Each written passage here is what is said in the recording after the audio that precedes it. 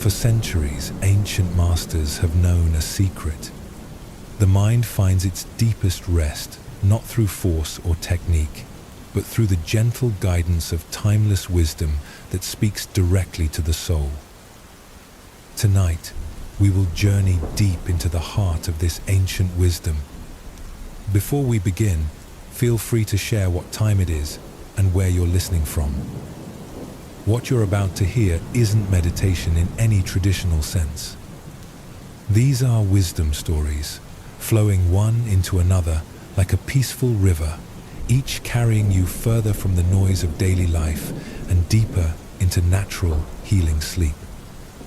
No effort is required, no special breathing techniques, no trying to empty your mind. Just the quiet relaxation of listening as these beautiful tales unfold, each one a soft step on the path to profound rest. So close your eyes if you haven't already. Let your breathing slow to its own natural rhythm. There's nowhere you need to go, nothing you need to figure out. Simply rest here.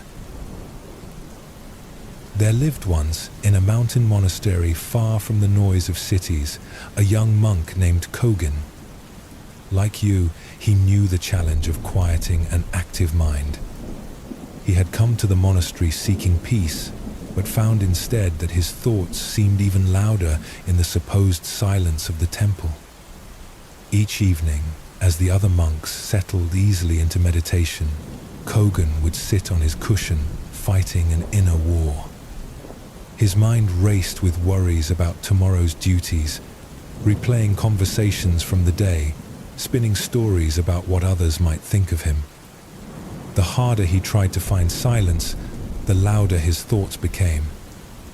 Night after night, Kogen would leave the meditation hall frustrated and exhausted. His sleep was fitful, disturbed by the same restless energy that plagued his sitting practice. He began to despair that peace was not meant for someone like him, someone whose mind simply wouldn't cooperate with stillness. One evening, feeling particularly defeated after another session of mental chaos, Kogen wandered into the monastery garden. The moon was full, casting silver light across the carefully tended stones and plants.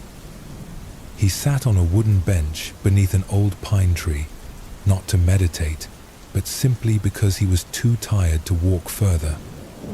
As he sat there, not trying to be peaceful, not attempting any spiritual practice, Kogen began to notice something he had never observed before. The night was not silent at all. Water trickled softly from a small fountain. Wind whispered through the pine needles above his head. In the distance, a night bird offered its gentle call to the darkness. But beneath and around all these sounds was something else. A vast, welcoming silence that wasn't the absence of sound, but rather the spacious awareness in which all sounds arose and faded. The trickling water didn't disturb this silence. The wind didn't break it.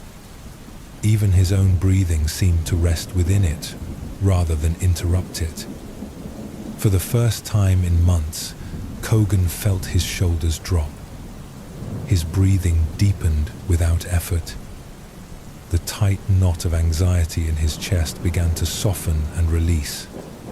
He sat in the garden for hours that night, not meditating in any formal sense, but simply resting in the discovery that silence was not something he needed to create. It was already there, always there, waiting patiently for him to notice. From that night forward, Kogen's practice transformed. When thoughts arose during meditation, he no longer fought them. Instead, he listened for the silence in which they appeared.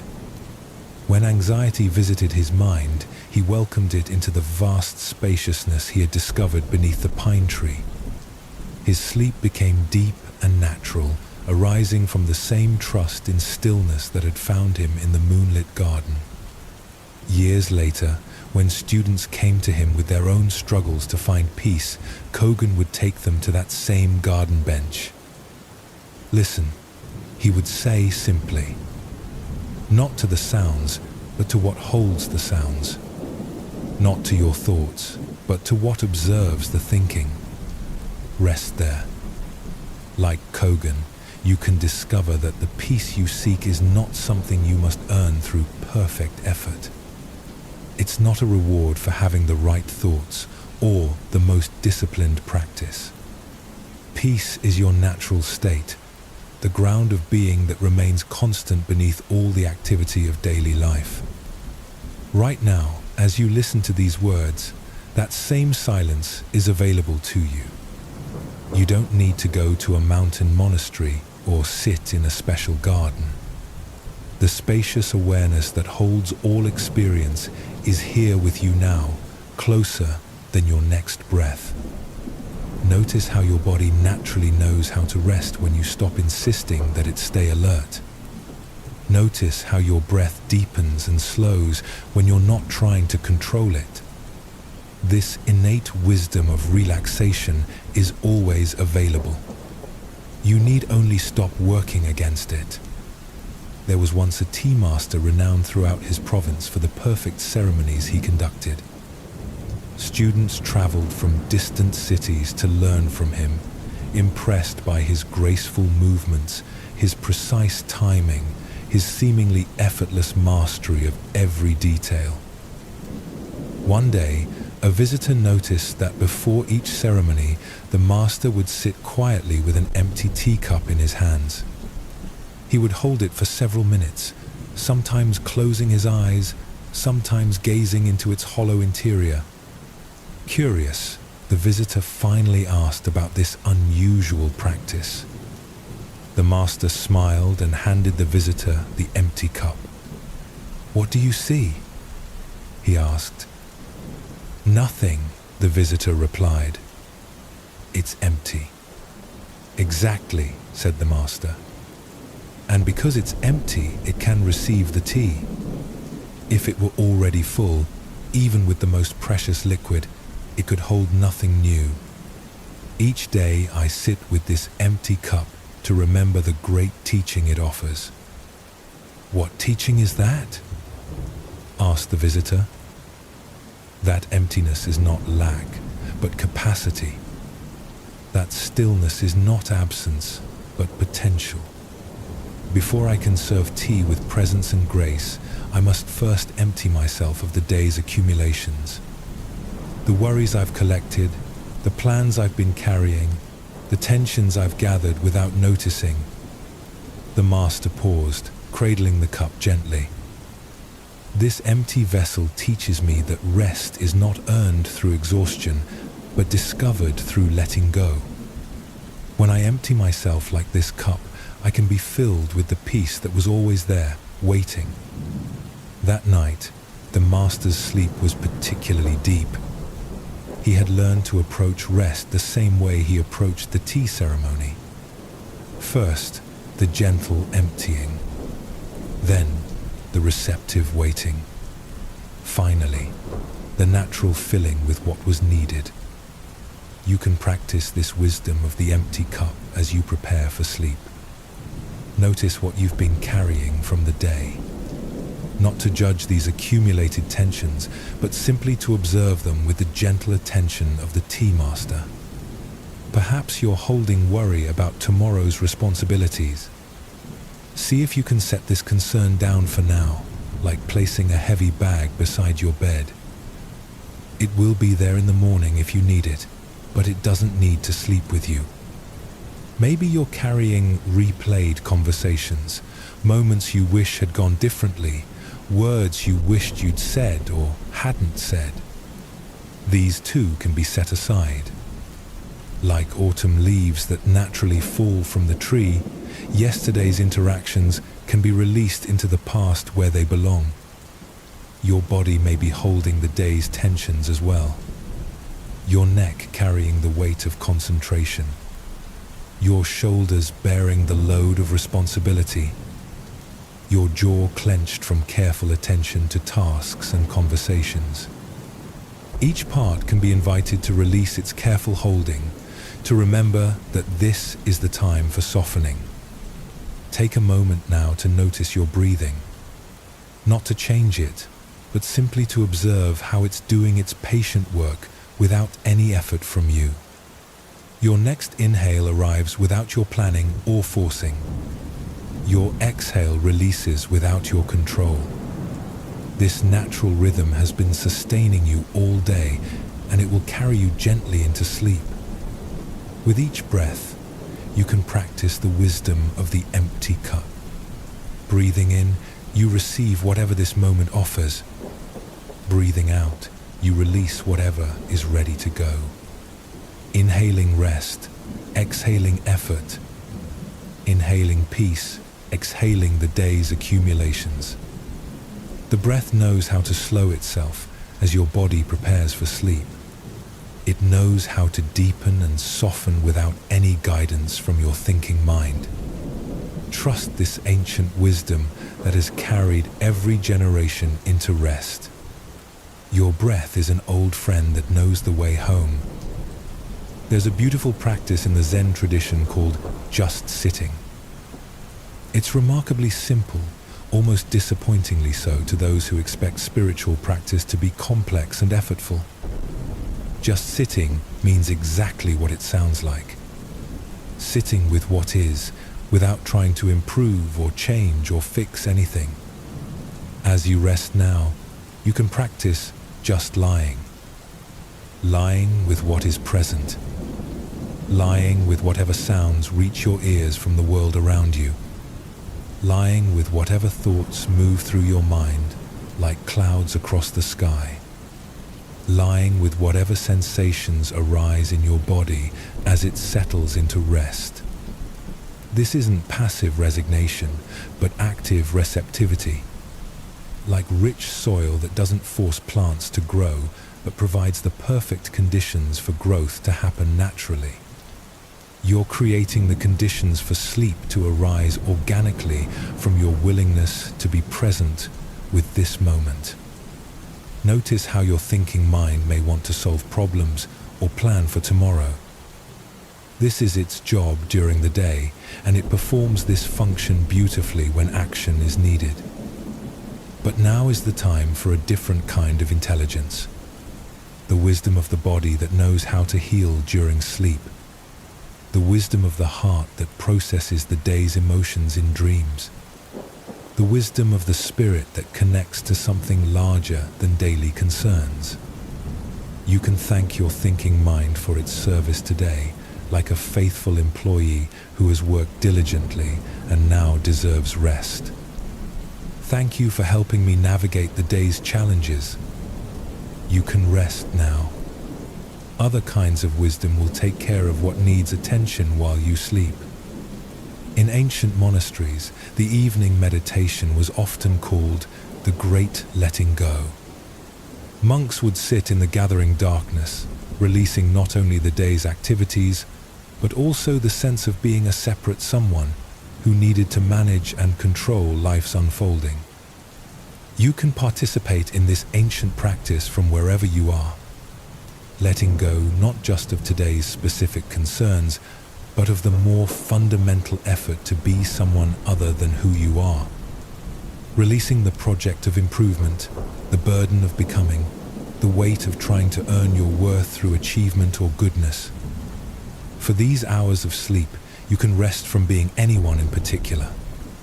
Rest from having problems to solve or goals to reach. Rest from the sometimes exhausting work of being a person moving through the world with purpose and direction.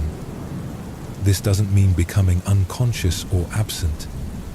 It means relaxing into the vast awareness that doesn't need to prove itself or accomplish anything to be complete. The awareness that was here before you had a name or a story, and will remain when all the details of your personal life have been forgotten. Like a drop of water returning to the ocean, you can let your individual concerns dissolve into the boundless peace that holds all of life. Not losing yourself, but discovering the larger self that was never troubled by the day's ups and downs. The moon doesn't worry about tomorrow's schedule. The stars don't lose sleep over unfinished tasks. The mountain rests in profound stillness while weather patterns move across its face. You can join this ancient community of beings that know how to be present without effort, how to exist without struggling. Feel how your body naturally grows heavier as it prepares for sleep.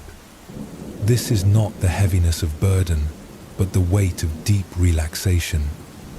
Like a cat that settles completely into its chosen spot, holding nothing back, resisting nothing. Your body knows this wisdom of complete settling. Your breath continues its patient rhythm, requiring no attention from your conscious mind. Your heart beats steadily, pumping life through your body without your management. Countless processes of healing and restoration will begin the moment you fall asleep, guided by intelligence far older and wiser than any worry or plan. This is the great teaching that Kogen discovered in the moonlit garden. That peace is not the result of getting your life perfectly arranged or your mind completely quiet. Peace is the background against which all of life's activities arise and pass away. It's always here, always available, always waiting patiently for your return. Tonight, as you settle into sleep, you're not just resting your body and mind. You're participating in the fundamental rhythm of existence. The dance between activity and rest, engagement and release, doing and being that keeps the whole universe in balance. Rest well, knowing that this time of letting go serves not only your own restoration, but the healing of the world. When you wake tomorrow, you'll carry something of this peace back into your daily activities. Like a spring that's been allowed to refill, you'll have something genuine to offer from the overflow of your own well-being. For now, there's nothing to do but receive the gift of this moment. Nothing to accomplish but the sweet surrender to sleep's ancient call. Nothing to become but more fully yourself, rested and restored and ready for whatever tomorrow may bring. Let the silence that Kogen discovered in the garden hold you now. Let the emptiness of the tea master's cup create space for deep rest to fill you completely. Let your breath carry you gently toward the shore of sleep, where all the day's travelers eventually find their way home. Every mind is like a garden, tended by the constant activity of attention. Throughout the day, we plant seeds of thought, water them with our focus, and harvest the fruits of our mental cultivation. Some days the garden feels wild and overgrown. Other days it appears sparse and neglected. Tonight, we learn the art of tending this inner space with the wisdom of someone who knows that all gardens have their seasons. There lived in ancient China a man named Wei, who inherited a small plot of land on the outskirts of a busy trading town. The soil was poor, rocky, and seemed unsuitable for growing anything of value. Wei's neighbors used their better land for practical crops that would feed their families and provide income. They thought Wei foolish when he announced his intention to create a garden for beauty rather than profit. But Wei had a secret that his neighbors didn't know. For years, he had been troubled by an anxious mind that worried constantly about things beyond his control. His sleep was restless, disturbed by endless mental rehearsals of potential problems. His days were shadowed by a persistent unease that seemed to have no clear source. Traditional remedies and wise counselors had provided little relief.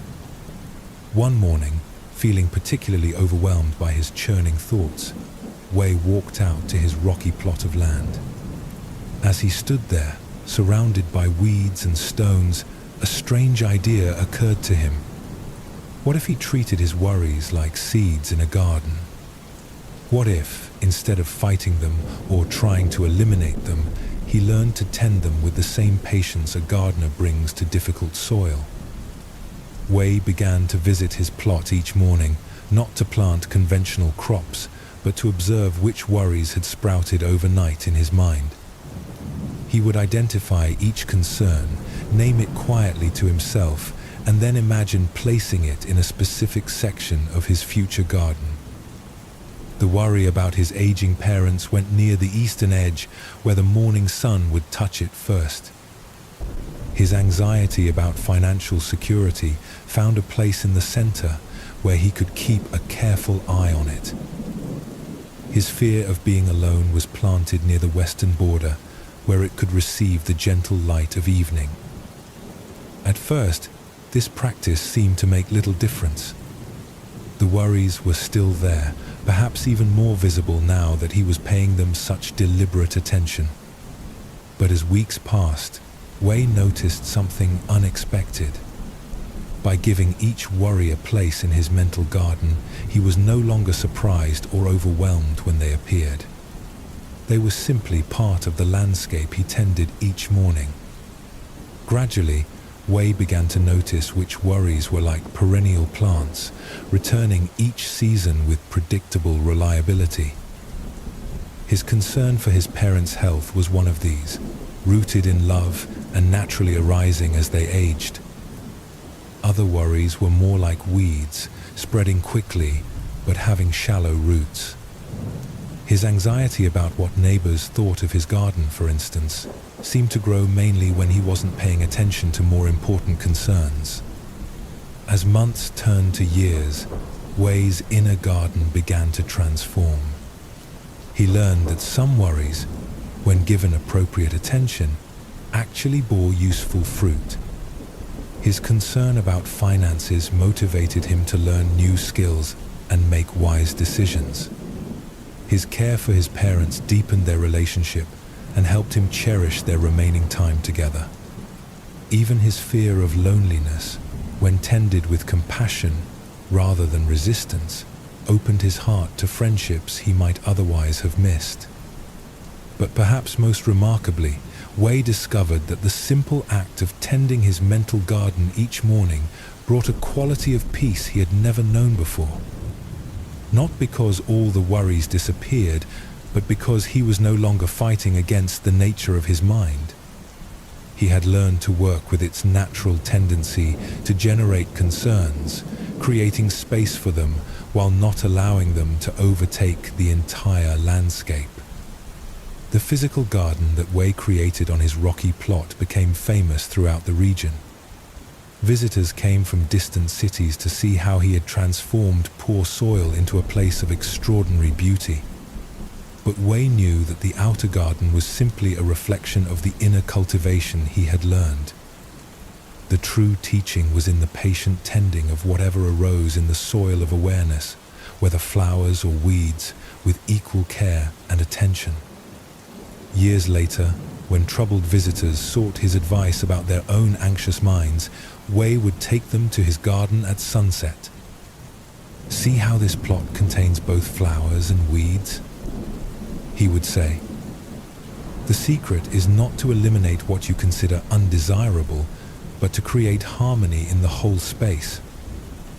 Some thoughts, like some plants, serve purposes we don't immediately understand. Our job is not to judge, but to tend with wisdom. Like Wei, you can bring this gardener's patience to the landscape of your mind as you prepare for sleep. Notice what has sprouted in your mental garden today. Perhaps there are worries about tomorrow's responsibilities, growing like eager seedlings reaching toward an uncertain future. Maybe there are regrets about today's interactions, lying like fallen leaves that need gentle composting into wisdom. You don't need to eliminate these mental plants to find peace. Instead, you can tend them with the same patient attention that Wei brought to his rocky soil. Give each concern its proper place. Notice which thoughts are perennial visitors that arise naturally from caring about your life. Observe which are more like weeds, spreading quickly but lacking deep roots in reality. This tending doesn't require effort or struggle.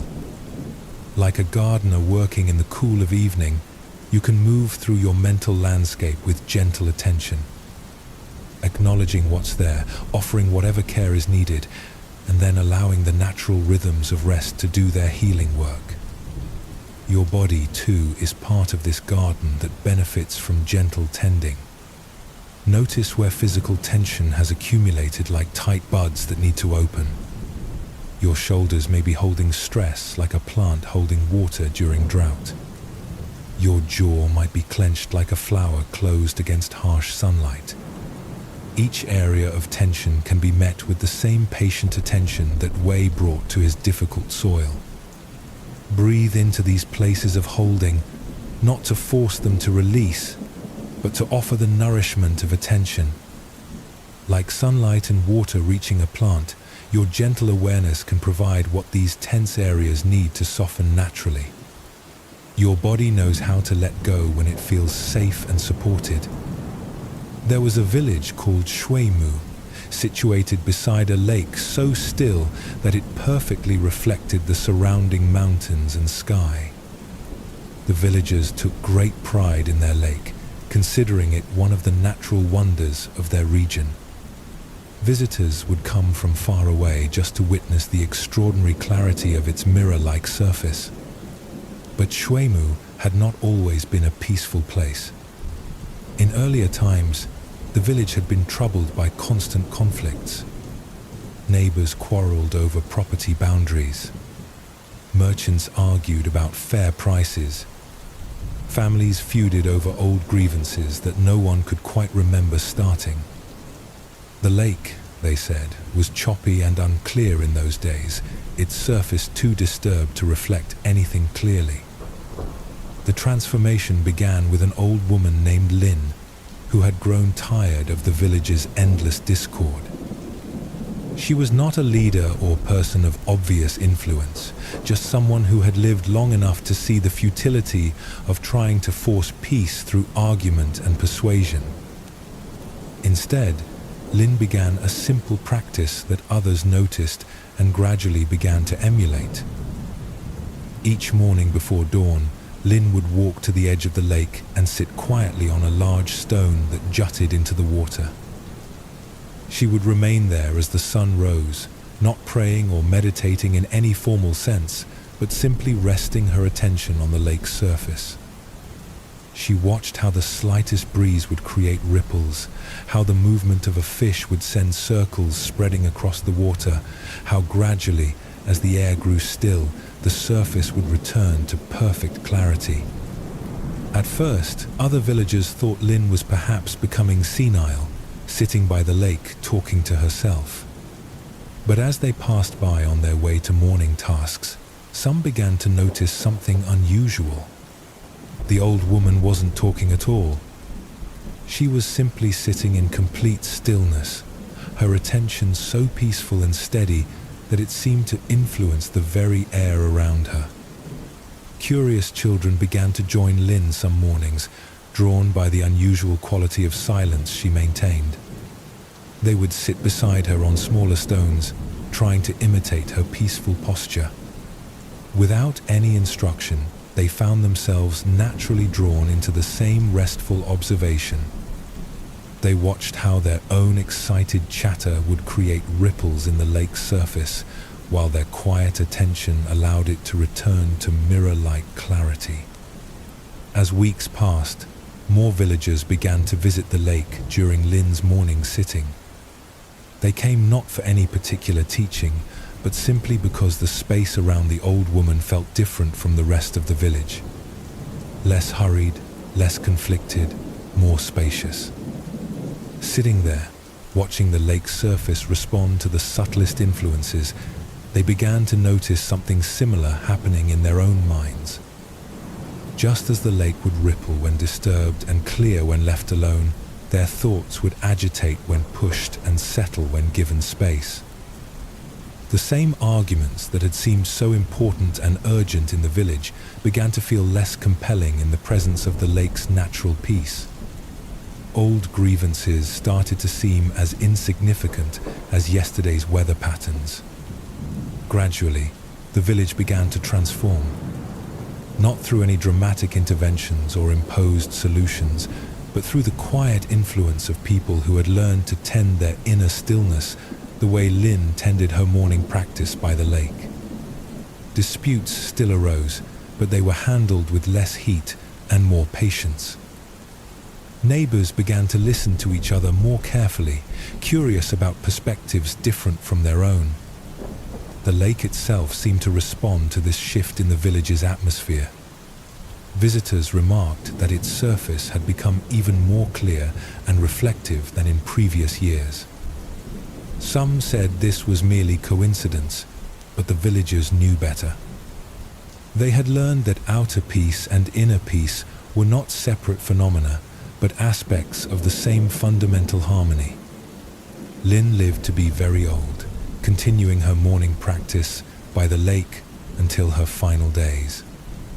When she died, the villagers placed a small memorial stone beside her usual sitting spot.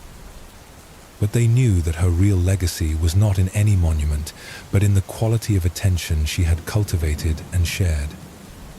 The practice of beginning each day with stillness had become so woven into the life of Shuimu that visitors often remarked on the unusual peacefulness that seemed to permeate the entire village.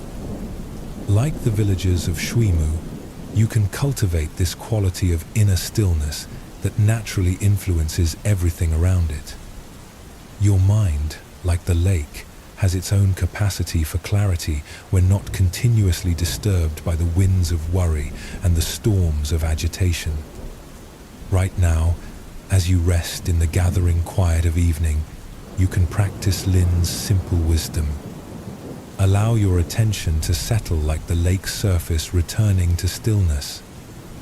Notice how thoughts arise like ripples, spread for a moment across the surface of awareness, and then fade back into clarity.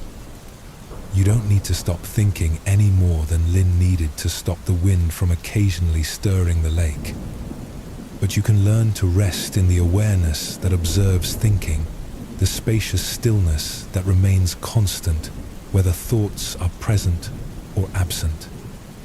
Feel how your breathing naturally slows as you settle into this lake-like quality of mind. Each exhale is like a gentle breeze passing over water, stirring the surface briefly before allowing it to return to its natural clarity. Each inhale brings fresh stillness, like the early morning air that Lin breathed beside her beloved lake. Your body can participate in this settling as well. Like sediment that clouds water gradually sinking to the bottom, allowing the liquid above to become transparent, physical tension can be allowed to settle downward. The effort of the day, the holding patterns of concentration and care can sink into the earth beneath you, leaving your awareness clear and spacious. This is not a practice you need to master or perfect. Like tending a garden or sitting beside a lake, it's simply a way of being present with what is, allowing natural processes of settling and clearing to occur without interference. The wisdom is already there in your body's knowledge of how to rest, in your mind's capacity for stillness, in your heart's longing for peace. Wei the gardener discovered that fighting against his worries only strengthened them, while gentle attention allowed them to find their proper place in the landscape of his mind. Lin the lake-sitter learned that forcing stillness was impossible, but creating conditions for natural settling was always available. Tonight, you can apply both of these teachings as you prepare for sleep. Tend whatever arises in your mental garden with patient attention. Allow your inner lake to settle into the clarity that is its natural state. Neither fighting nor forcing, but simply creating space for the peace that is always waiting beneath the surface activity of daily life. The garden of your inner world doesn't need to be perfect to be peaceful. It simply needs to be tended with care. The lake of your awareness doesn't need to be permanently still to be clear. It simply needs to be allowed its natural settling. These ancient wisdoms work together, supporting your body and mind in their deep need for restoration and rest. As you continue to settle into sleep, carry with you the patience of the gardener and the stillness of the lake. Trust that the night will do its own perfect work of tending and clearing, composting the day's experiences into tomorrow's wisdom, washing clean the mirror of awareness for whatever tomorrow may bring. From the stillness of the lake, we now turn toward the wisdom of flowing water. Like a river that knows exactly how to navigate around obstacles without effort or planning, you too can learn the art of moving gracefully through life's changes. Tonight, as you prepare to surrender to sleep's gentle current, we explore the profound teachings that flowing water offers about letting go. Rivers never struggle against their banks. They don't fight the stones in their path or resist the pull of gravity that draws them toward the sea. Water teaches us that the most powerful force often appears the most gentle, yielding to every obstacle while eventually wearing down the hardest stone through patience and persistence. Your journey towards sleep can follow this same natural wisdom. Rather than forcing relaxation or struggling against wakefulness, you can allow rest to arrive as naturally as a river reaches the ocean. The current is already there, flowing beneath your conscious effort. You need only stop swimming against it. In the mountains of ancient Tibet, there lived a ferryman named Tenzin who operated the only crossing over a deep river valley. For 40 years, he carried travelers across the rushing waters that separated the valley's two sides. His small wooden boat and steady hands were the lifeline for villagers, traders, pilgrims, and wanderers who needed safe passage. Tenzin worked mostly during daylight hours, when the crossing was safest and the demand highest. But occasionally, urgent travelers would arrive after sunset, desperate to reach the other side. Against the advice of other villagers who considered night crossings far too dangerous, Tenzin would agree to these twilight journeys. What the villagers didn't understand was that Tenzin had discovered something remarkable about night crossings. In the darkness, when he couldn't see the river's surface clearly, he had learned to feel the water's movement in an entirely different way. Without the distraction of visual landmarks and the illusion of control they provided, he could sense the current's true direction through the gentle rocking of his boat. During daylight crossings, Tenzin would carefully navigate around visible obstacles, choosing what appeared to be the safest route. But these routes often proved difficult, requiring constant correction and adjustment as the river revealed surprises hidden beneath its surface. The harder he tried to control the crossing, the more challenging it became. In the darkness, however, Tenzin learned to trust the river itself to guide their passage. He would push off from shore and then allow the current to show him the way. His boat would drift slightly downstream, following channels he couldn't see but could feel through the subtle movements of the water. These night journeys, which had initially terrified him, became the most peaceful and efficient crossings of all. One evening, a young merchant arrived just as the sun was setting, frantic with worry about reaching his destination. His goods were perishable, his customers waiting, his livelihood dependent on crossing that night. Tenzin agreed to take him, despite the man's obvious anxiety about traveling in darkness.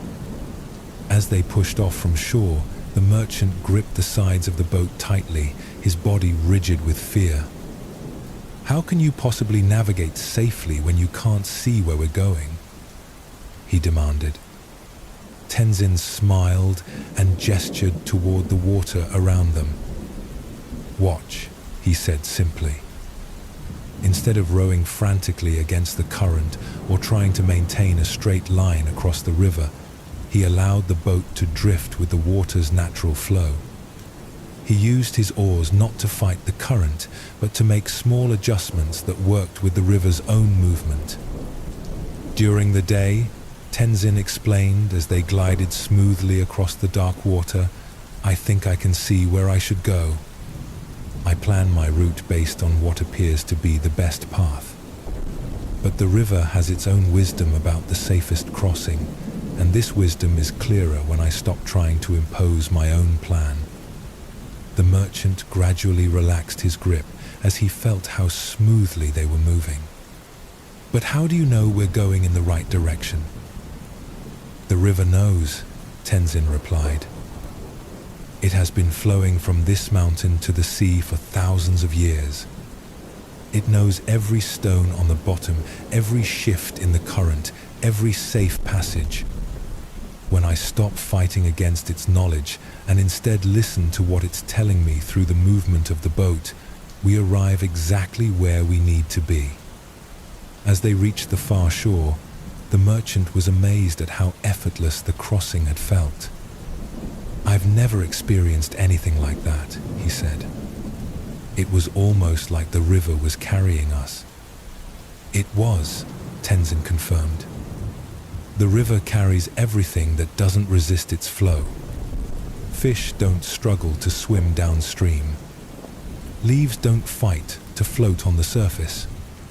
Only humans exhaust ourselves trying to go against the natural current. Years later, when Tenzin became too old to ferry passengers, he would sit by the river in the evenings and share his wisdom with anyone who would listen. Life is like crossing this river, he would say. We think we need to see clearly and plan carefully to move safely through it. But often the most graceful progress happens when we learn to feel our way, trusting the natural flow of circumstances to guide us. What about during difficult times? Visitors would ask. What about when life feels dangerous or uncertain? Tenzin would point to the dark water flowing past them. The river is most honest at night.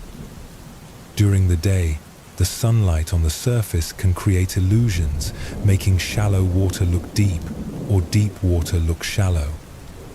In darkness, you must rely on true feeling rather than misleading appearances.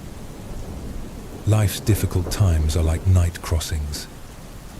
They strip away our illusions of control and teach us to trust deeper wisdom. Like Tenzin, you can learn to navigate towards sleep by trusting the natural current rather than fighting against it. Right now, your body's wisdom is already creating the conditions for rest. Your breath is gradually slowing. Your muscles are beginning to release their daily tension. Your mind is starting to drift away from the sharp focus that served you during waking hours. This is the river of sleep beginning to carry you. You don't need to see exactly where it's taking you or understand every aspect of the journey. You simply need to stop resisting the natural flow that's already in motion. Notice how your thinking becomes softer at this time of day. Thoughts move more slowly, like objects floating on a gentle current rather than being pushed rapidly downstream. This is not a failure of mental clarity, but a natural shift toward the kind of consciousness that supports rest and restoration. Your worries about tomorrow don't need to be resolved before you can sleep. Like logs that will float downstream to where they're needed, your concerns can be entrusted to the night's own process of sorting and organizing. Sleep has its own intelligence for placing things in proper perspective. Feel how your body naturally grows heavier as you surrender to rest. This heaviness is not burden, but the pleasant weight of a body that's finally allowing itself to be supported. Like a traveler settling into Tenzin's boat, trusting the ferryman's knowledge of safe passage, you can trust your body's ancient knowledge of how to cross from waking into sleep. There was once a stream that flowed from high mountain peaks down through forests and meadows toward the distant sea. For most of its journey, the stream moved easily, following the natural contours of the landscape, bubbling cheerfully over stones, pooling briefly in quiet eddies before continuing its downward flow. But one day, the stream encountered a massive boulder that had fallen across its path during a rock slide. The stone was far too large to flow around, too solid to wear away quickly, and seemed to block completely the route the stream had followed for countless years. At first, the stream tried to force its way through the tiny gaps on either side of the boulder. It gathered its force and rushed against the stone with all the pressure it could muster. But the boulder remained unmoved, and the stream only exhausted itself in the effort. The water began to back up behind the obstacle, creating a small lake where there had been free flow. For days, the stream struggled against this unexpected blockage, growing increasingly frustrated with its inability to continue along its familiar path. It had always moved so easily before, flowing naturally from high places to low, following the path of least resistance. Now it seemed stuck, trapped by circumstances beyond its control. But gradually, something interesting began to happen. As the water backed up behind the boulder, it started to explore other possibilities. Small rivulets began to form, finding tiny channels around the edges of the stone. These new paths were different from the stream's original route, sometimes moving in unexpected directions, creating small waterfalls and pools that hadn't existed before. The stream discovered that by spreading out and exploring multiple new channels, it could eventually flow around the boulder without needing to move it or break through it. The obstacle that had seemed like a complete blockage became the catalyst for creating an even more beautiful and diverse water garden. In time, the area around the boulder became famous as one of the most lovely spots in the entire mountain region. The stream had learned to work with the obstruction rather than against it, creating something more interesting than its original straight path would have been. Other streams, hearing about this creative solution, began to understand a fundamental truth about the nature of water. Resistance and struggle weren't necessary when encountering obstacles. Patient exploration and willingness to find new routes could transform apparent problems into unexpected opportunities.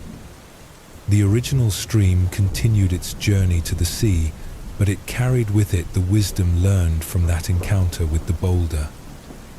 When later obstacles appeared, smaller stones and fallen logs, the stream met them with curiosity rather than resistance. It had learned that adaptation was not defeat, but a more sophisticated form of flow.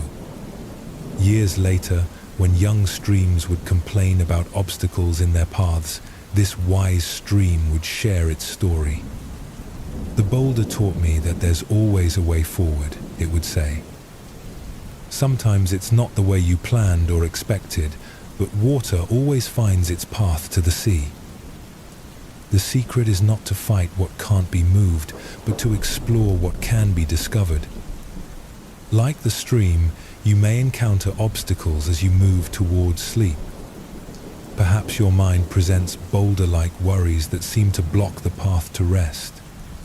Maybe physical discomfort creates apparent barriers to relaxation. These obstructions don't need to be removed before you can find your way to peaceful sleep.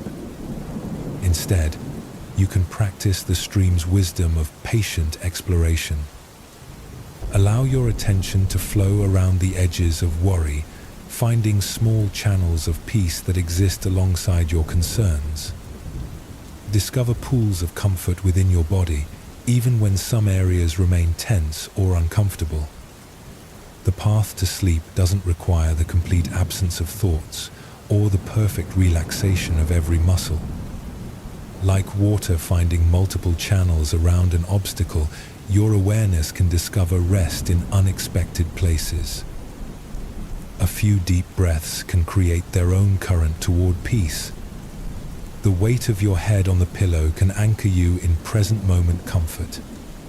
The sound of your heartbeat can become a rhythm that carries you downstream towards sleep. This practice of flowing around obstacles is especially valuable when dealing with the persistent thoughts that sometimes arise at bedtime.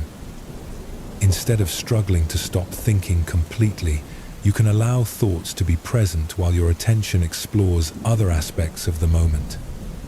The softness of your breathing, the warmth beneath your covers, the gentle darkness that surrounds you. Like the stream that learned to work with the boulder instead of against it, you can work with your mind's natural activity instead of fighting it.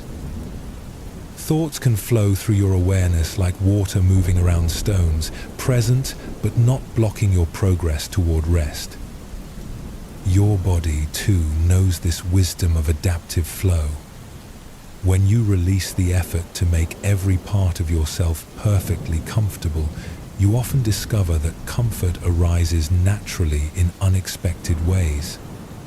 The gentle settling of your spine into the mattress, the easy rhythm of your breathing, the pleasant heaviness of your limbs as they remember how to rest.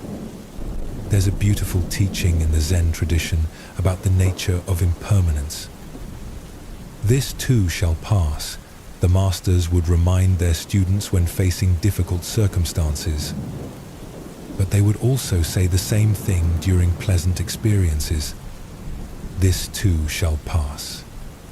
Not as a warning or disappointment, but as a fundamental truth that can bring great comfort. Everything that causes you worry tonight will pass. The urgent tasks waiting for tomorrow will be completed or resolved in their proper time. The difficult emotions you may be carrying will transform and eventually release.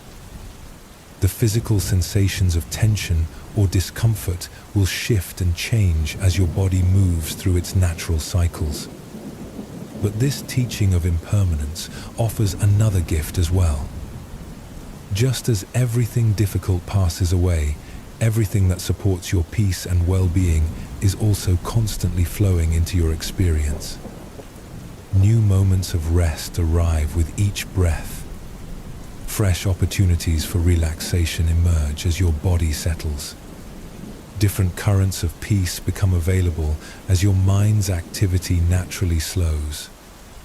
You don't need to hold on to any particular feeling of peace or comfort for it to serve you. Like the flowing stream, your experience of rest can move and change while still carrying you steadily toward the sea of deep sleep. Each moment of peace, however brief, contributes to the overall current that's drawing you away from the busy shores of daily life. This understanding of flow can transform how you relate to the entire process of falling asleep. 5. Instead of treating sleep as a destination you must reach through effort, you can experience it as a current you're already riding. Instead of working to achieve unconsciousness, you can rest in the awareness that's naturally becoming softer and more spacious. The ferryman Tenzin discovered that night crossings required a different kind of navigation than daylight journeys. The transition from waking to sleeping also requires its own special wisdom. During the day, your mind works by focusing, analyzing, planning, and controlling.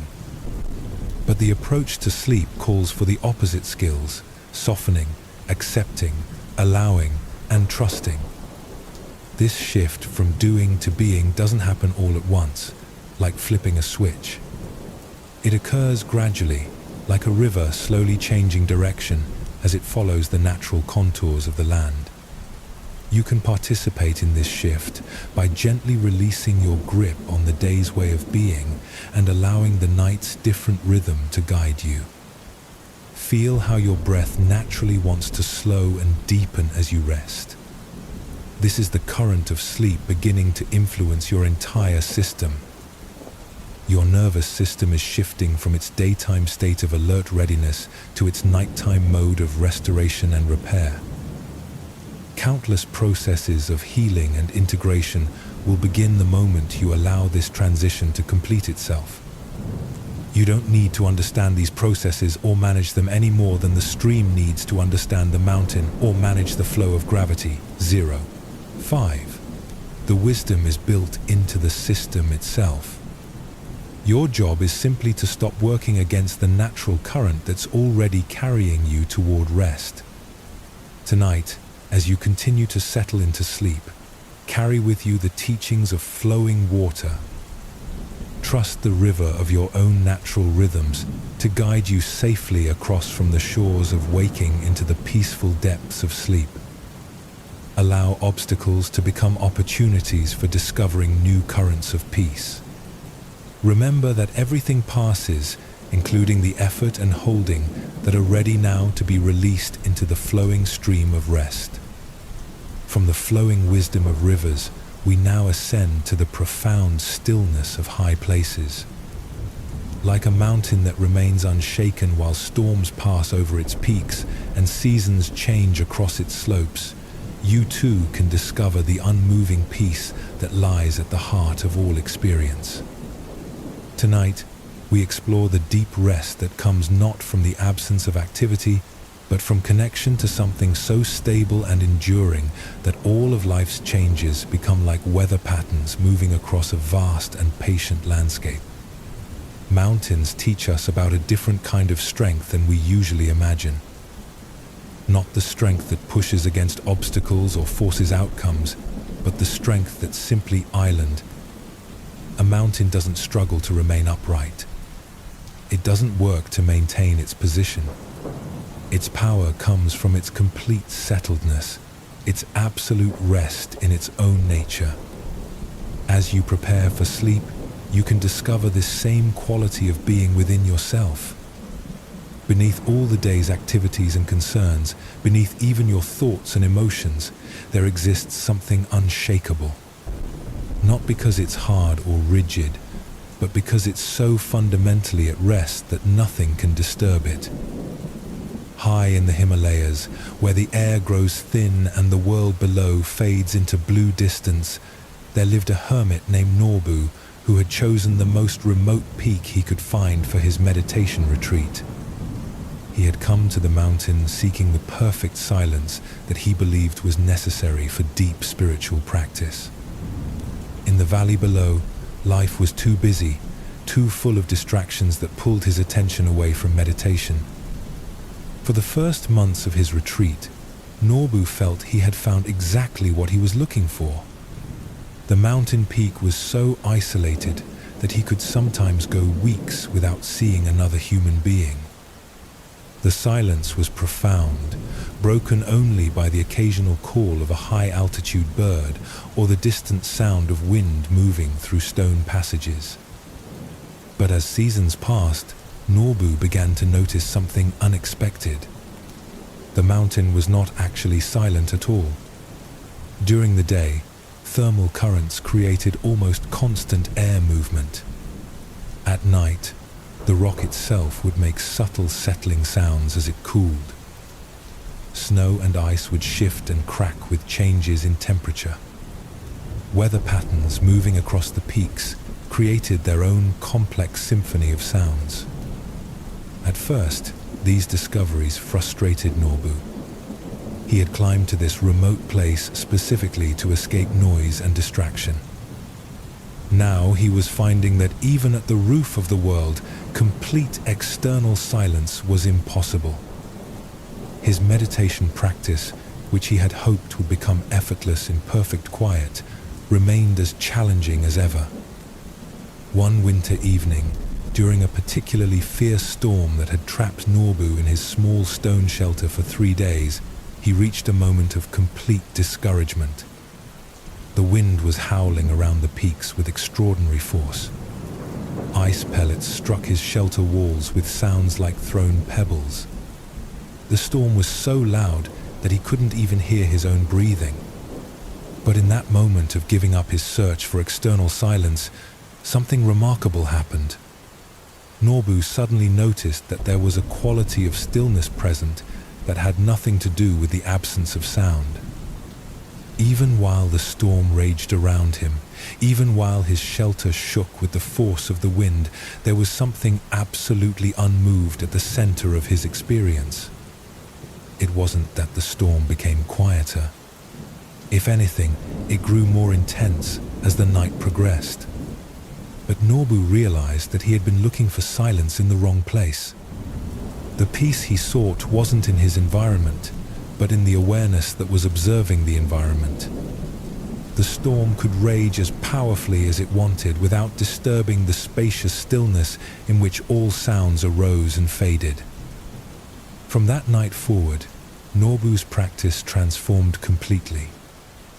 Instead of trying to create perfect external conditions for meditation, he learned to rest in the unchanging awareness that remained constant whether his surroundings were quiet or noisy, calm or chaotic. He discovered that this inner stability was actually more reliable than any external situation, which could change without warning. When spring arrived and other pilgrims began to visit Nobu's mountain retreat, they were amazed by the quality of peace that surrounded him. They expected someone who had spent years in isolation to be either completely serene or perhaps a bit strange from too much solitude. Instead, they found a man who seemed completely at ease regardless of what was happening around him. "Master," one visitor asked, "how did you achieve such perfect tranquility? Is it because you've been living in this place of ultimate silence?" Nobu laughed and gestured toward the peaks around them, where wind was creating its usual complex music among the rocks. "Listen," he said. "Do you hear silence?" The visitor listened carefully and had to admit that he heard many sounds: wind, distant rockfall, the calls of birds, even the sound of his own breathing and heartbeat. "Then where is the peace you're experiencing right now?" Nobu asked. The visitor paused, suddenly noticing that despite all the sounds around them, there was indeed a quality of profound stillness present. "I'm not sure," he admitted. "I can hear all these sounds, but somehow there's also silence." "That's the mountain's real teaching," Nobu explained. True silence isn't the absence of sound. It's the space in which all sounds appear. True stillness isn't the absence of movement. It's the awareness in which all activity takes place. The mountain doesn't need to stop the wind to remain unshaken. You don't need to stop your thoughts to find peace. Years later, when Nobu eventually descended from his mountain retreat, people were surprised by how easily he adapted to life in busy valleys and crowded towns. They expected someone who had lived in such isolation to be overwhelmed by the noise and activity of normal human society. Instead, Nobu moved through the busiest marketplaces with the same unshakable calm he had cultivated on his remote peak. "The mountain taught me that peace doesn't depend on location," he would explain to those who asked about his transition. "It depends on recognizing the unchanging awareness that's always present, whether you're on a mountain peak or in a crowded street. Once you find that inner stability, you can rest anywhere. Like Nobu, you can discover this mountain-like quality within yourself. Not through changing your external circumstances, but by recognizing the awareness that remains constant through all circumstances. Right now, as you rest in preparation for sleep, this unshakable stillness is available to you. Notice that even as thoughts move through your mind, there's something that observes the thinking without being disturbed by it. Even as your body goes through its natural processes of settling and adjusting, there's an awareness that witnesses these changes without being changed by them. This observing presence is like the mountain itself, stable and unmoved, regardless of what weather patterns pass across its surface. Your breathing can become a bridge to this mountain-like stability. Each inhale and exhale happens within a spacious stillness that's neither breathing in nor breathing out. Feel how your breath rises and falls within this larger awareness, like wind moving across mountain peaks without disturbing the fundamental solidity of the stone beneath. Physical sensations, too, can be met with this quality of mountain-like presence. Areas of tension or discomfort in your body are like temporary weather systems moving across the landscape of your physical experience. They arise, change, and eventually pass away, but they don't disturb the basic awareness that's observing them. This doesn't mean ignoring discomfort or pretending it doesn't exist. Mountains don't pretend that storms aren't happening. They simply remain stable and present while weather moves through their environment.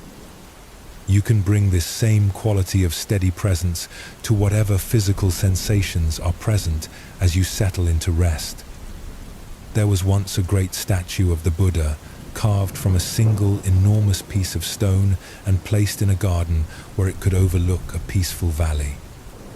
The statue had been crafted by a master sculptor who spent years perfecting every detail, from the serene expression on the Buddha's face to the graceful folds of his robes.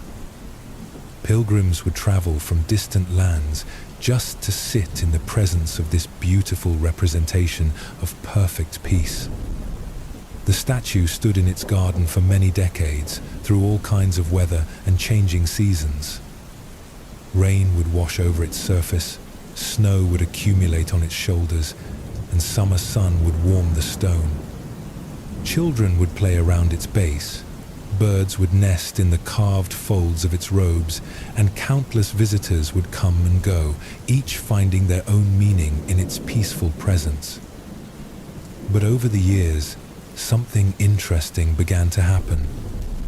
A young monk who tended the garden started to notice that different people seemed to see different things in the statue's expression. Some visitors spoke of the profound sadness they perceived in the Buddha's face, saying it reflected their own grief and loss. Others saw infinite compassion, feeling that the statue understood their struggles with patience and love. Still, others described a joy so complete that it seemed to transform their own capacity for happiness. The monk was puzzled by these varied interpretations. The statue itself never changed, carved as it was from unchanging stone. Its expression remained exactly the same day after day, year after year. Yet each person who spent time with it seemed to discover something different, often something that perfectly matched what they needed to see in that moment. One day, a very old teacher visited the garden and sat for a long time in contemplation before the statue. The young monk approached him and asked about this mystery. "Master, how can this statue show different expressions to different people when it's made of solid stone that never changes?" The old teacher smiled and looked carefully at the statue for several moments before responding. "Watch the statue's face throughout the day," he suggested. "Notice how it appears different as the light changes, as shadows move across it, as weather creates different atmospheres around it. The stone itself doesn't change, but our perception of it shifts with conditions." The monk followed this advice and was amazed by what he discovered. In the soft light of dawn, the Buddha's face seemed to glow with gentle awakening. During the bright hours of midday, it appeared alert and fully present. As afternoon light slanted across the garden, the expression looked contemplative and wise. At sunset, there was warmth and compassion in the features. Under moonlight, the face seemed to hold infinite mystery and peace. "Now you're beginning to understand," the old teacher said when the monk shared these observations. "The statue teaches us about the nature of true stability. It doesn't maintain the same appearance by forcing itself to look identical in all conditions. It remains essentially unchanged while allowing itself to be seen differently as circumstances shift around it." The teacher paused, allowing this teaching to settle. "This is the Buddha's gift to us," Not a rigid sameness that fights against the natural changes of life, but a deep stability that can accommodate all conditions without being disturbed by them. The stone Buddha shows us what enlightened consciousness looks like, completely at rest in its own nature while remaining open to the full range of experience. From that day forward, the young monk approached his own meditation practice differently. Instead of trying to maintain the same mental state all the time, he learned to rest in the awareness that could be present with whatever arose. Like the stone Buddha, he discovered a stability that didn't depend on keeping everything the same, but on finding the unchanging ground of being that was always available beneath changing circumstances. You can practice this same wisdom as you prepare for sleep. Instead of trying to force your mind into a particular state of calm, you can rest in the awareness that's naturally present, whether your thoughts are active or quiet. Like the Buddha statue that remained essentially unchanged while appearing different in various lights, you can find the aspect of yourself that remains stable while your experience of the moment shifts and changes. This is especially helpful when dealing with the mental activity that sometimes arises at bedtime. Thoughts about tomorrow's responsibilities, memories from today's interactions, or random mental chatter can all be met with the same steady presence that the stone Buddha brought to changing weather. These mental phenomena are like different lighting conditions moving across the unchanging awareness that observes them. Your body, too, can embody this Buddha-like stability. Feel how your physical form can rest like a mountain or a statue, heavy and settled, while sensations move through it like weather patterns. The beating of your heart, the flow of your breath, the subtle adjustments your body makes as it settles, all of these can happen within a larger stillness that remains undisturbed. This quality of unshakable rest doesn't require effort to maintain. Like gravity or the stone's natural hardness, it's simply the nature of awareness itself when it's not working to be anything other than what it island. The stability you're looking for is not something you need to create, but something you can recognize and rest into. There's a beautiful teaching in Buddhism about what are called the unshakable deliverances of mind. These are qualities of consciousness that, once recognized, provide a stability that doesn't depend on external conditions. Like a mountain that remains solid whether storms are raging or clear skies prevail, these inner qualities offer refuge regardless of what's happening in the changing circumstances of life. One of these unshakable qualities is the simple recognition that awareness itself is always present. Whatever else may be happening, thoughts coming and going, emotions rising and falling, sensations changing throughout the body, the knowing of these experiences remains constant. This knowing doesn't get happy when pleasant things arise or sad when difficult things appear. It simply remains present, spacious, and available. Another unshakable quality is the understanding that all experiences are temporary. Just as weather patterns move across mountain peaks without permanently altering the stone, all of your thoughts and feelings and bodily sensations move through awareness without fundamentally changing its nature. This understanding brings a deep relaxation because you know that whatever discomfort you might be experiencing now will eventually shift and change.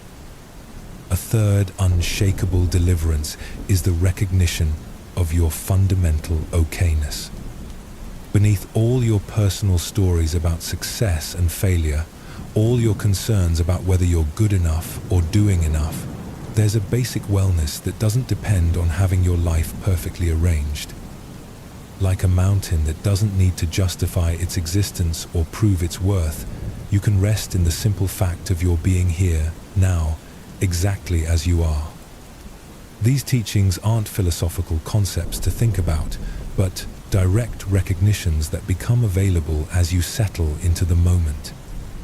Right now, you can notice the awareness that's reading these words, the knowing presence that's been with you throughout your entire life.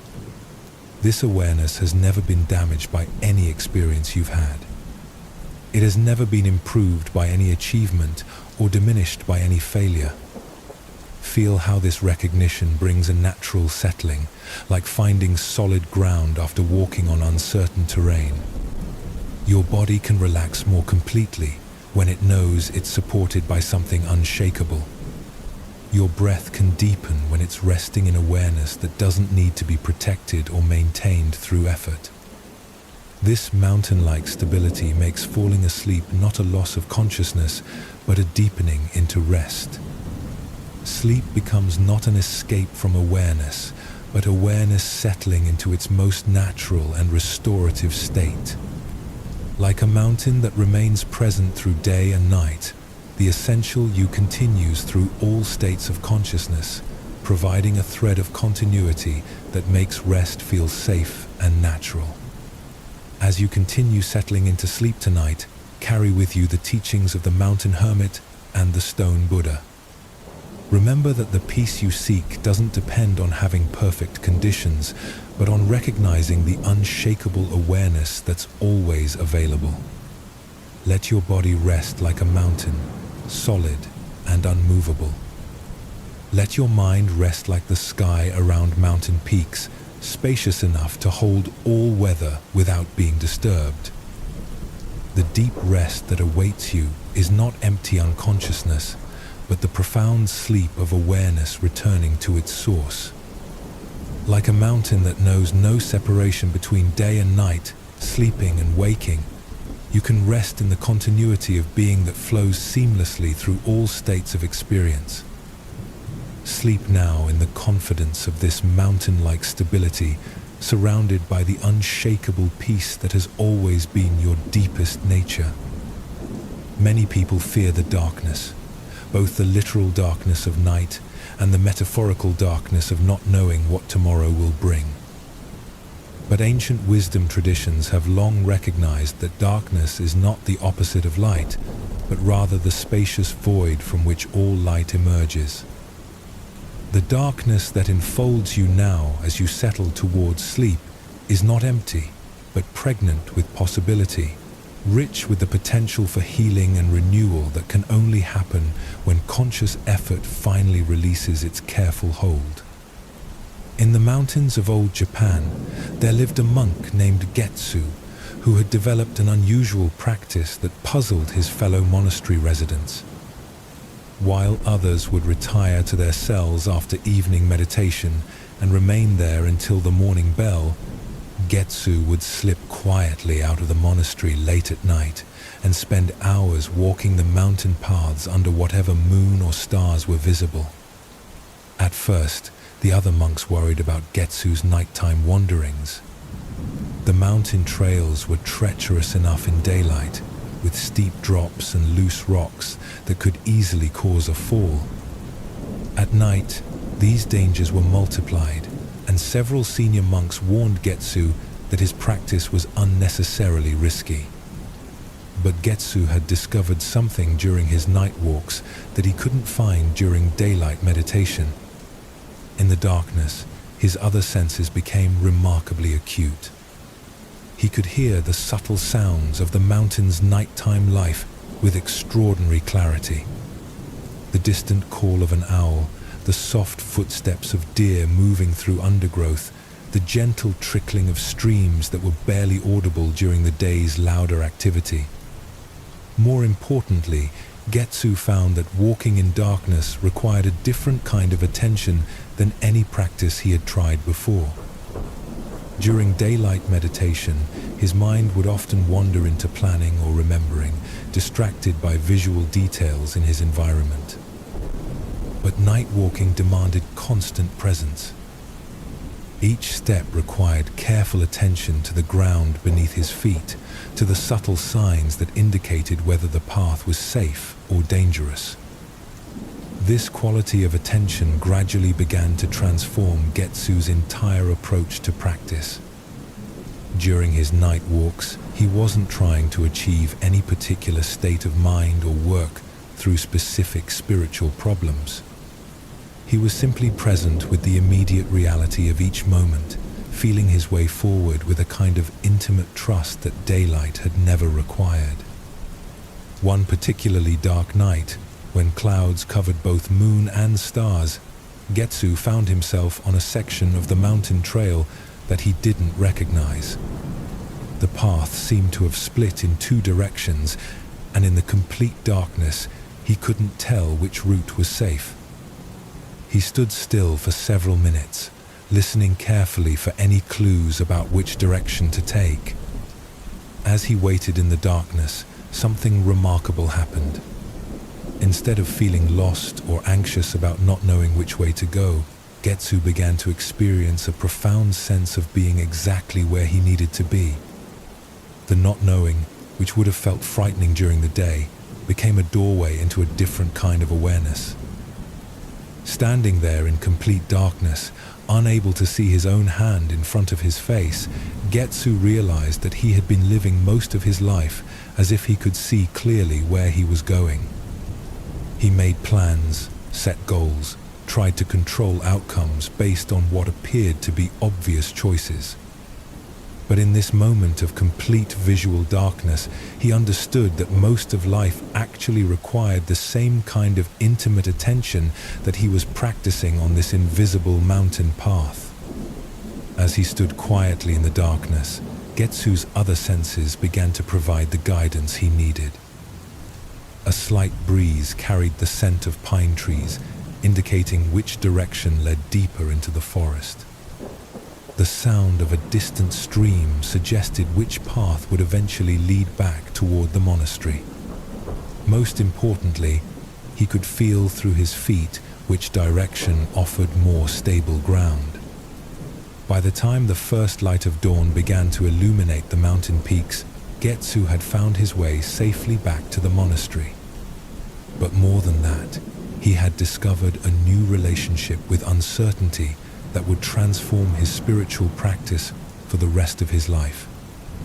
From that night forward, Getsu approached all aspects of his life with the same quality of intimate attention that darkness had taught him. When facing decisions, instead of relying only on mental analysis, he would listen for the subtle signs that his whole being was offering. When meditation became difficult, instead of forcing his mind to behave in particular ways, he would feel his way forward moment by moment, trusting the process to reveal what was needed. Years later, when students would ask Getsu about his unusual practice of night walking, he would take them outside under the evening sky. "Look at the stars," he would say. "You can only see them clearly when it's dark enough." Some truths can only be discovered when we stop trying to illuminate everything with the harsh light of mental effort. But isn't darkness dangerous? Students would ask. Shouldn't we try to see clearly where we're going? Getsu would smile and point to the moon, which might be visible as a thin crescent or completely hidden behind clouds. The moon doesn't create its own light, he would explain. It simply reflects the sun's illumination in a form that's gentle enough for night vision. When we try too hard to see everything clearly, we create a glare that actually blinds us to subtler guidance that's always available. Darkness teaches us to trust senses other than sight, he would continue. It teaches us to feel our way forward with patience and care. Most importantly, it teaches us that we don't need to see the entire path to take the next step safely. Like Getsu, you can learn to trust the darkness that surrounds you as you settle into sleep. The not knowing where sleep will take you, the letting go of control that unconsciousness requires, the releasing of the day's efforts to manage and direct your experience, all of these can become doorways into a deeper trust rather than sources of anxiety. Notice how your vision naturally softens as you prepare for rest. This isn't a loss of capacity, but a shift toward a different kind of perception. Just as Getsu discovered that night vision revealed things that daylight obscured, the gentle dimming of conscious awareness as you approach sleep opens doorways to other forms of wisdom. Your body knows how to navigate toward rest without visual guidance. Feel how it naturally finds the most comfortable position, how it knows exactly where to release tension, how it can sense what it needs for restoration. This embodied intelligence doesn't require the bright light of mental analysis. It works more like Getsu's night walking, feeling its way forward through subtle signs and intimate attention. The darkness that enfolds you now is not empty space, but a rich environment full of healing potential. Just as the night sky reveals stars that are invisible during daylight hours, the darkness of approaching sleep makes visible inner resources for restoration that remain hidden during the busy activity of waking consciousness. In the old Chinese capital of Chang'an, there stood a famous Buddhist temple known throughout the empire for its beautiful evening ceremonies. Pilgrims would travel for months just to participate in the temple's sunset meditation, when hundreds of monks would gather in the main hall to practice together as daylight faded into night. But the temple was most renowned for a particular practice that happened at midnight, when a single bell would ring once across the sleeping city. This midnight bell was different from the regular bells that marked the hours or called monks to prayer. It was larger, deeper, and cast from a special bronze alloy that allowed its sound to carry for miles across the valley. The story of the midnight bell began with the temple's founding master, a monk named Mingjiao, who had noticed something beautiful about the deepest hours of night. During his own late-night meditation practice, he observed that there was a quality of silence present at midnight that was different from any other time of day.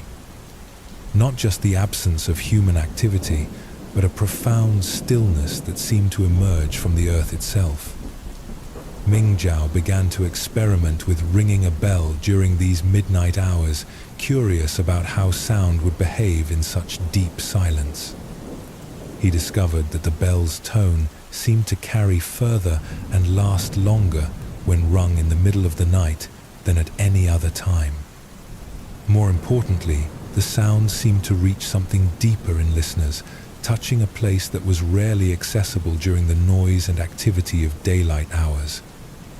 Word of the midnight bell began to spread throughout the city. People reported that they would wake at the sound, not startled or disturbed, but gently called into a moment of extraordinary peace.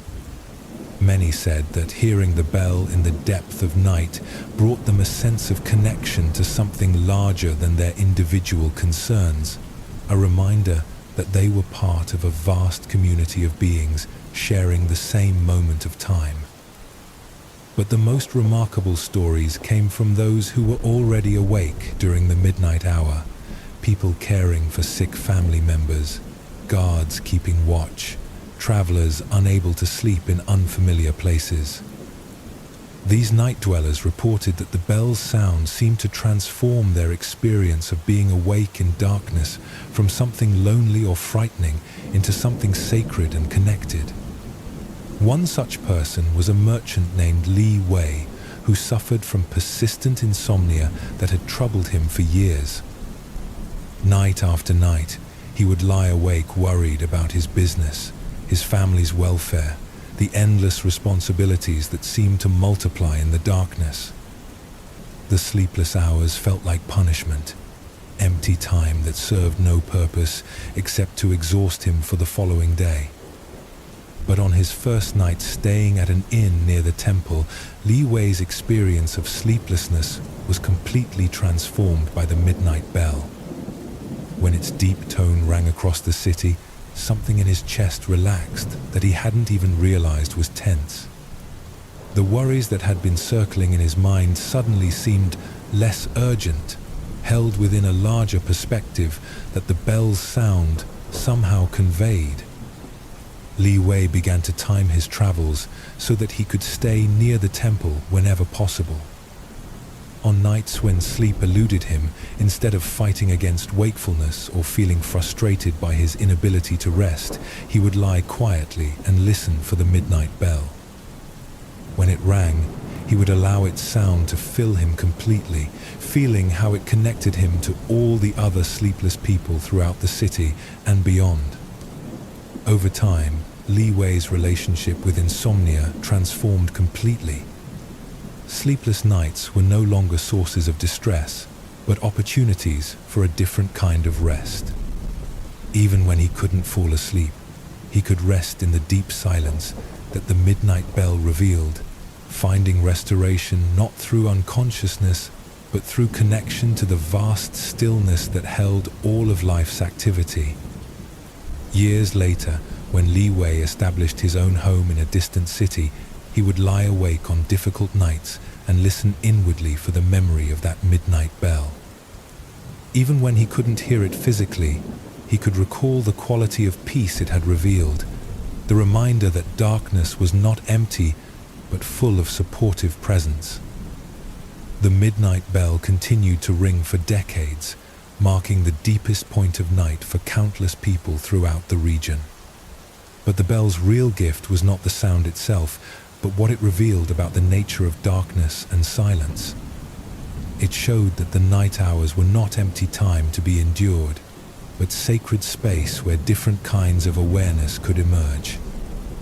Like the people who were touched by the midnight bell, you can discover that the darkness surrounding sleep is not vacant emptiness, but a rich environment of restoration and renewal. The quiet hours are not dead time, but alive with subtle processes of healing that can only happen when the busy activity of conscious control finally steps aside. Right now, as you rest in the growing darkness, you can listen for your own inner midnight bell. Not an external sound, but the deep resonance of peace that emerges when you stop working so hard to manage your experience. This inner bell rings not to wake you up, but to call you home to the profound rest that's available in each moment of surrender. Feel how the darkness around you is not threatening, but embracing, not empty, but full of supportive presence. Like the silence that allowed the midnight bell to carry so clearly across the valley, the quieting of your mental activity creates space for deeper kinds of knowing to emerge. Your breath can become like that temple bell, marking the rhythm of your descent into rest. Each exhale releases a little more of the day's effort and holding. Each inhale draws you deeper into the healing darkness that knows exactly how to restore what has been depleted and renew what has been worn. The transition from waking to sleeping is like moving from the busy daylight world into the sacred space of the midnight temple. Different rules apply here. Different kinds of wisdom become available. The harsh light of analytical thinking gives way to the gentle illumination of intuitive knowing. There's a beautiful practice in contemplative traditions called resting in unknowing. Instead of trying to figure everything out or plan every detail of tomorrow, you can practice the art of being comfortable with not knowing what comes next. This doesn't mean being careless or unprepared, but rather trusting that life has its own intelligence for unfolding appropriately. Sleep is perhaps the most natural practice of resting in unknowing that we have. Each night, you surrender conscious control and trust your body and mind to do whatever restoration is needed while you're unconscious. You don't stay awake to supervise the process of cellular repair, memory consolidation, or dream processing. You simply trust these ancient wisdom systems to function without your management. This same quality of trust can transform your approach to falling asleep. Instead of working to make sleep happen, you can practice the art of allowing sleep to receive you. Like stepping into a warm bath or settling into a comfortable chair, you can let the natural process of rest support you completely. The darkness that Getsu learned to navigate on his mountain paths is the same darkness that now surrounds your approach to sleep. It's not the absence of guidance, but the presence of a different kind of wisdom that doesn't rely on seeing everything clearly in advance. It's the wisdom of feeling your way forward moment by moment, trusting your deepest intelligence to know what's needed. Your body knows how to sleep the same way it knows how to digest food or heal cuts. You don't need to understand these processes intellectually or control them consciously. You simply need to create the conditions that allow them to function naturally. Relaxing into darkness is creating one of those essential conditions. Notice how your thinking naturally becomes softer and more dreamlike as you settle towards sleep. This isn't a failure of mental clarity, but a shift toward the kind of consciousness that's most supportive of rest and renewal. Like moonlight that's gentler than sunlight but still provides enough illumination to navigate safely, this softer awareness is perfectly suited for the journey into sleep. The sounds around you, whether they're quiet or more noticeable, can become like the midnight bell that blessed the ancient Chinese city. Instead of disturbing your rest, they can serve as reminders of the vast community of life that surrounds and supports you. Every sound is evidence that you're not alone in the darkness, but part of an intricate web of existence that continues its patient work of living and breathing and being throughout the night hours. Even the beating of your own heart can become a kind of midnight bell, marking time not in minutes and hours, but in the sacred rhythm of life itself. Feel how this steady pulse has been with you since before your birth and will continue until your final breath. It's a sound more reliable than any external bell, a reminder that you're supported by life forces much older and wiser than your conscious worries. Tonight, as you continue settling into the darkness of approaching sleep, carry with you the wisdom of the night-walking monk and the peace of the midnight bell. Trust that the darkness is not empty but full, not threatening but embracing. Allow your eyes to close like flowers closing at sunset, not from exhaustion, but from the natural rhythm that honors both activity and rest. The moonlight of deep peace is already illuminating your inner landscape, revealing pathways to restoration that remain hidden during the bright activity of daytime consciousness. Follow these gentle paths with the same trust that Getsu brought to his mountain trails, knowing that each step takes you closer to the profound rest that awaits in the heart of darkness.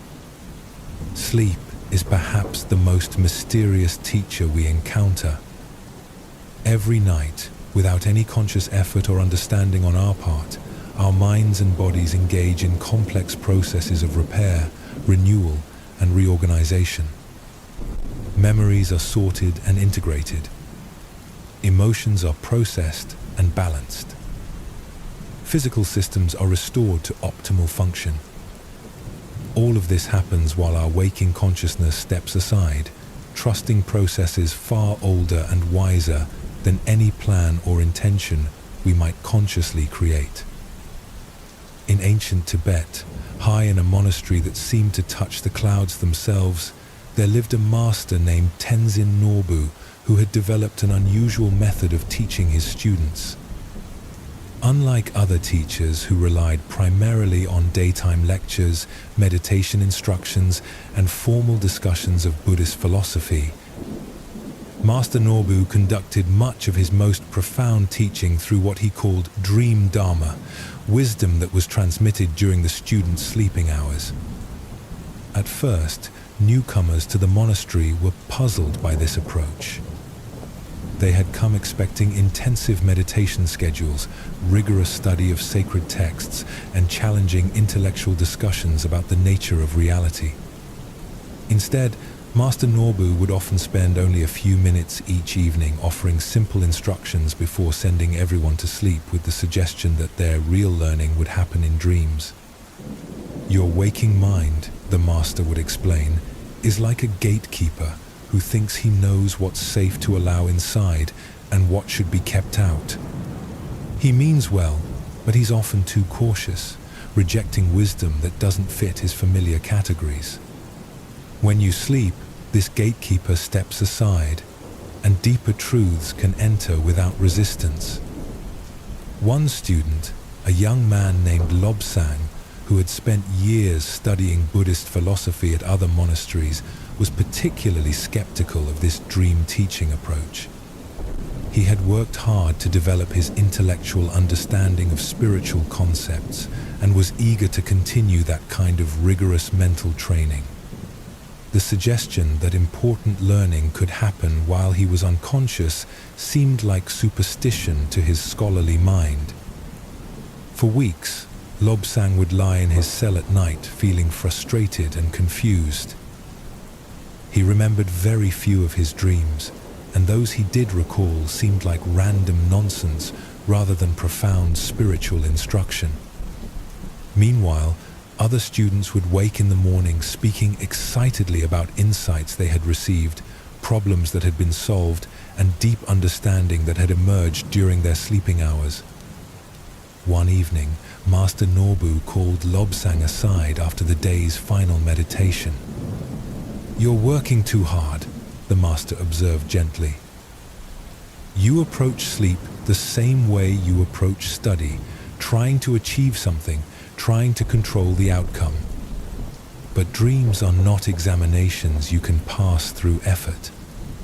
They're gifts that come only when the mind is truly at rest." "But how can I learn anything if I'm unconscious?" Lobsang asked.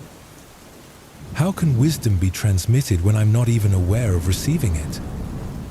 Master Norbu smiled and pointed to a flowering tree visible through the window of his teaching room. "Look at that tree," he said. "Do you think it works hard to grow?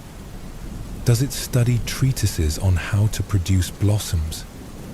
Does it analyze the process of photosynthesis?"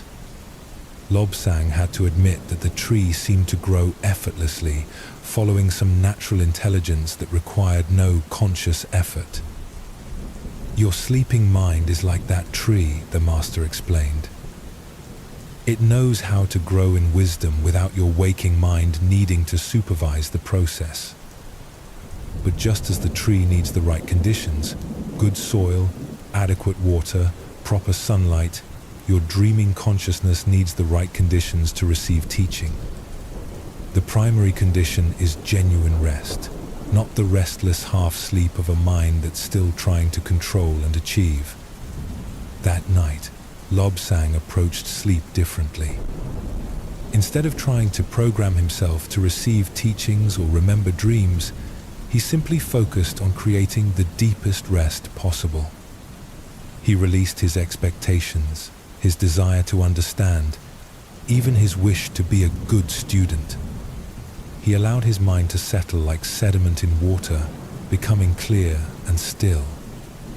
In the dream that came, Lobsang found himself walking through a vast library where all the books were blank. At first, this seemed like a nightmare for someone who loved learning through reading. But as he moved through the empty shelves, he began to feel a profound peace. The absence of external information allowed him to notice a different kind of knowing that was arising from within. Understanding that didn't come from books or teachers, but from a source deeper than intellectual learning. When Lobsang woke, he couldn't remember the specific details of the dream, but something fundamental had shifted in his understanding. He felt a confidence in his own inner wisdom that had never been there before. The questions that had been troubling him about spiritual practice seemed less urgent, not because they had been answered intellectually, but because he had accessed a way of knowing that transcended the need for mental solutions. From that night forward, Lobsang's entire approach to learning transformed.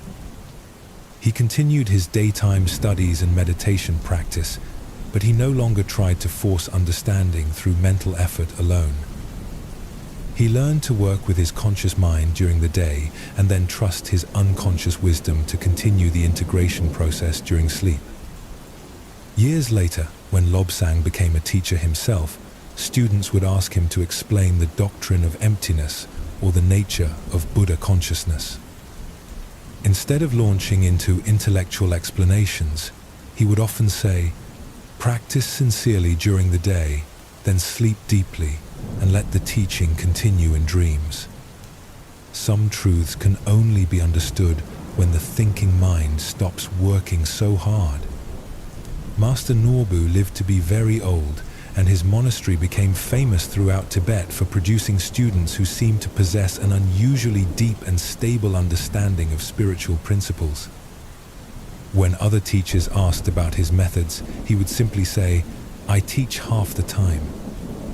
Sleep teaches the other half. My job is to plant seeds. Sleep's job is to help them grow into wisdom." Like Lobsang, you can learn to trust the profound intelligence that becomes available when conscious effort steps aside. Right now, as you settle into sleep, countless processes of healing and integration are preparing to begin their work. You don't need to understand these processes or supervise them any more than you need to consciously direct the beating of your heart or the flow of your breath. Your mind knows how to sort through the day's experiences, keeping what's useful and releasing what's no longer needed. Your emotions know how to process and balance themselves during sleep, often resolving conflicts and tensions that seemed overwhelming during waking hours. Your body knows how to repair, restore, and renew itself while you rest, engaging in complex work of cellular maintenance that would be impossible to manage consciously. This automatic wisdom that operates during sleep is not separate from your deepest spiritual nature. It's one of the most accessible examples of how life organizes itself intelligently without requiring conscious control or understanding. Trusting sleep is practicing trust in the fundamental intelligence that animates all of existence. Feel how your body is already beginning to prepare for this transition into unconscious wisdom. Your breathing is naturally slowing and deepening. Your muscles are releasing their careful holding. Your thoughts are becoming softer and more dreamlike. All of these changes are happening without your effort, guided by systems that know exactly what you need for restoration. There was once a Chinese philosopher named Zhuangzi who lived over 2,000 years ago and became famous for his profound insights into the nature of reality. Many of his deepest teachings came through stories and parables that pointed to truths too subtle for direct explanation. Perhaps his most famous teaching came through a dream that revealed something extraordinary about the relationship between dreaming and waking consciousness. One afternoon, Zhuangzi fell asleep in his garden and had a vivid dream in which he was a butterfly. In the dream, he flew from flower to flower, completely absorbed in the simple joy of being a beautiful winged creature. He felt the sun on his delicate wings, tasted nectar from various blossoms, and experienced the pure freedom of movement through the warm air. The dream was so real and complete that while he was dreaming, Zhuangzi had no memory of being a human philosopher. He was simply and completely a butterfly, living fully in the butterfly's world. When Zhuangzi woke from this dream, he was initially delighted by how vivid and joyful the experience had been. But as he sat in his garden reflecting on what he had experienced, a puzzling question began to emerge. How could he be certain that he was really Zhuangzi, who had dreamed of being a butterfly? What if the truth was actually the reverse, that he was really a butterfly who was now dreaming of being a human philosopher named Zhuangzi? This question wasn't merely philosophical speculation for Zhuangzi. It opened up a profound inquiry into the nature of identity and reality. During the dream, his experience of being a butterfly had felt completely real and authentic. His current experience of being human felt equally real and authentic. So what made one experience more true than the other? As Zhuangzi contemplated this puzzle over the following days, he began to realize that the question itself revealed something important about the nature of consciousness.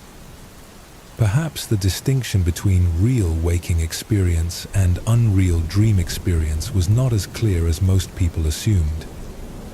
Perhaps both states were different manifestations of the same fundamental awareness, like waves on the ocean that appear different but are all made of the same water. This insight led Zhuangzi to a deeper understanding of what he called the transformation of things. Instead of seeing waking and sleeping, dreaming and being awake as opposite states, he began to experience them as part of a continuous flow of consciousness that took different forms but never actually stopped being itself. From this perspective, sleep was not a temporary death or absence of consciousness, but consciousness taking on a different form, like water becoming ice or steam while remaining essentially water. Dreams were not inferior copies of waking experience, but alternative ways that awareness could know itself and explore different possibilities of being. This understanding transformed Zhuangzi's relationship to sleep and dreams. Instead of seeing sleep as dead time that interrupted his waking life, he experienced it as another room in the vast house of consciousness. Instead of dismissing dreams as meaningless fantasies, he paid attention to them as legitimate forms of experience that could offer their own kinds of wisdom. Years later, when students would ask Zhuangzi about the butterfly dream, he would smile and say, "I am never sure whether I am Zhuangzi dreaming of being a butterfly or a butterfly dreaming of being Zhuangzi. But I am certain that both experiences are real expressions of the one consciousness that transforms itself endlessly into new forms." This teaching became known as Zhuangzi's butterfly, and it has inspired contemplatives for over 2 millennia to question their assumptions about the relationship between waking and sleeping consciousness. The butterfly story suggests that dreams are not inferior versions of waking experience, but equal expressions of consciousness exploring different dimensions of reality. Like Zhuangzi, you can approach the transition into sleep not as leaving consciousness behind, but as consciousness preparing to explore a different landscape. The awareness that observes your waking experience doesn't disappear when you fall asleep. It shifts into a different mode, like an explorer moving from one continent to another, encountering new territories and possibilities. This perspective can transform how you experience falling asleep. Instead of losing consciousness, you're allowing consciousness to take on a new form. Instead of becoming absent, you're becoming present to different dimensions of experience.